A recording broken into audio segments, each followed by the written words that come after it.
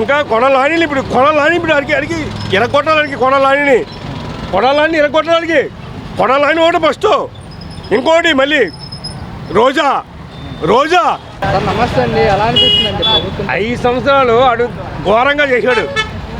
మేము అందుకే 11 సీట్లు ఇచ్చాము. ఆడైతే ఇంకా 30 సంవత్సరాలు కూడా రాడు. ఇంకా అది మా ఆలోచన. రేపు పొద్దున కూడా మళ్ళీ చంద్రబాబు నాయుడు వస్తాడు. అది మా ఆలోచన. కానీ ఈసారి కూడా రావు వాడికి. మేము పేదవాళ్ళ మందరం ఆడికే ఓట్లు వేసాము. వేసిన తర్వాత మాకు బొమ్మ చూపించాడు, ఏది కూడా చూపించలేదు. ఈసారి కూడా ఆడే వస్తారు మళ్ళీ. ఎవరు బాబే వస్తారు మళ్ళీ. బాబే వస్తాడు. అందులో సమస్య లేదు, ఇందులో సమస్య లేదు. మేము ఓటేసి కూడా బాబుకి వేస్తాం మేము. అది అన్ని పథకాలు ఇచ్చేసాము. ఏం ఇచ్చాడు? ఏం ఓట్లు ఇచ్చాడు? మా డబ్బు తీసుకుని మా డబ్బు మాకు ఇచ్చాడు తెలుసా? ఇదా ఆడికైతే ఓటు వేయమండి. 30 సంవత్సరాలు ఓటు వేయము. ఆడెంత 30 లక్షలు స్కాన్ చేశాడు.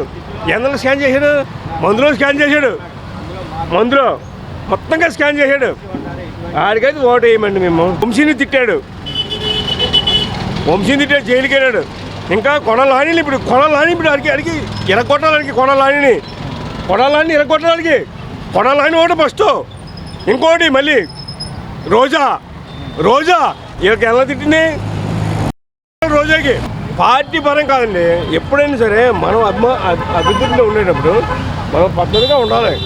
ఏదో మనం నోరు బాగా వేసుకుంటే అన్ని రోజులు మనం కాదు.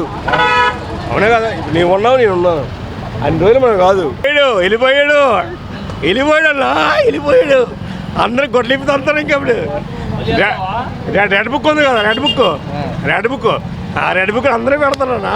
రెడ్ బుక్ చూస్తుంటే కొంతమందికి ఆటో ట్రాక్లు వస్తున్నాయని చెప్పేసి కూడా వెళ్ళిపోయాడు కదా. మన అందరూ కొంతమంది భయపడుతున్నారు అని చెప్పేసి కూడా అంటున్నమాట.